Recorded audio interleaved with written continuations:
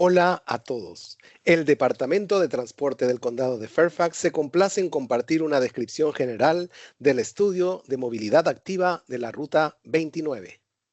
Este estudio se centra en un tramo de 2 millas de la Ruta 29 dentro del Beltway, desde la I-495 en el extremo oeste hasta Trim's Run en el extremo este, colindando con la ciudad de Falls Church.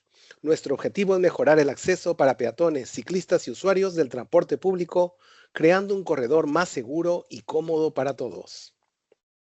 La Ruta 29 desempeña un papel fundamental como vía complementaria a la Ruta 50 y la I-66. Con el reciente aumento de capacidad en la I-66 y dado que la Ruta 50 sirve principalmente al tráfico vehicular, este corredor representa una valiosa oportunidad para fomentar la movilidad activa y el transporte público.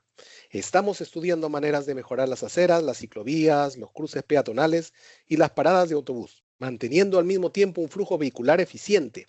En ciertas áreas se podrían reacondicionar carriles de servicio para apoyar estas mejoras.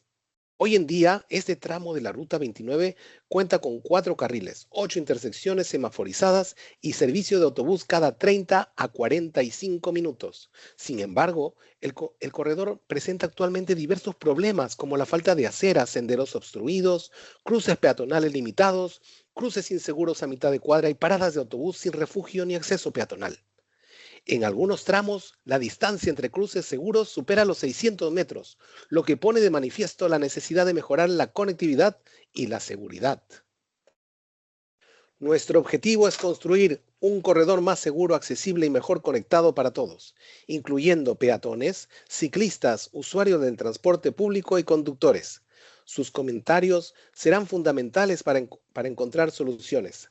Realizaremos una encuesta comunitaria a finales de noviembre y presentaremos las mejoras recomendadas a principios de la primavera de 2026. Juntos podemos hacer de la Ruta 29 un lugar más seguro y atractivo para viajar. Gracias por participar y compartir sus ideas.